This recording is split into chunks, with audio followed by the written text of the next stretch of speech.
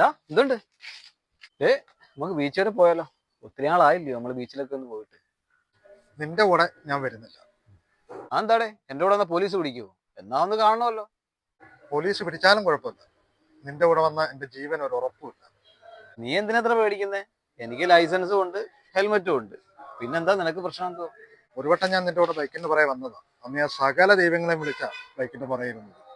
അന്ന് ഞാൻ പ്രതിജ്ഞ എടുത്തു, ഇനി നിന്റെ കൂടെ ഞാൻ ബൈക്കിന് പുറകെ വിരിച്ചില്ല. എന്ത് സ്പീഡാണോ നിന്റെ! അതൊക്കെ പണ്ട്. ഞാനിപ്പോ അങ്ങനെ സ്പീഡിലൊന്നും പോകാറില്ല. പിന്നെ നീ വരുന്നെങ്കി വാടേ. എന്തായാലും ഞാൻ നിന്റെ കൂടെ വരുന്നില്ല. നീ വേറെ ആരെങ്കിലും വിളിച്ചോണ്ട് പോകും. പക്ഷെ പോന്ന വെള്ളം സൂക്ഷിച്ചും കണ്ടുമൊക്കെ പോണേ. നിന്റെ ഉപദേശമൊന്നും എനിക്ക് വേണ്ട. എന്റെ കൂടെ വരാൻ വേറെ ആളുണ്ട്. ഞാൻ പോയിക്കോളാം അവരെയും കൊണ്ട്.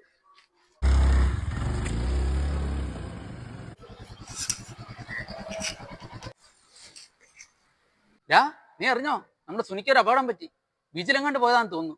അവനോട് പല പ്രാവശ്യം പറഞ്ഞതാ ഓവർ സ്പീഡിൽ പോകരുതെന്ന്. എത്ര പറഞ്ഞാലും അവന് മനസ്സിലാവത്തില്ല. അയ്യോ ആണോ? അവൻ എന്നെയും വിളിച്ചതാ. അവൻ ബീച്ചിൽ തന്നെ പോയതാ. ഇതുപോലെ എത്രയോ അപകടങ്ങൾ ഈ സമൂഹത്തിൽ നടക്കുന്നു.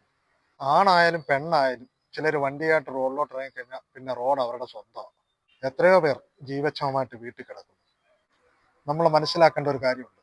നിങ്ങൾ ഓരോരുത്തരും വണ്ടിയായിട്ട് പുറത്തോട്ട് ഇറങ്ങുമ്പോൾ നിങ്ങളെ കാത്തിരിക്കുന്ന ഒരു കുടുംബം നമ്മുടെ വീടുകളിൽ കാത്തിരിപ്പുണ്ടെന്ന്. എല്ലാവരും റോഡ് നിയമങ്ങൾ കർശനമായി പാലിക്കുക.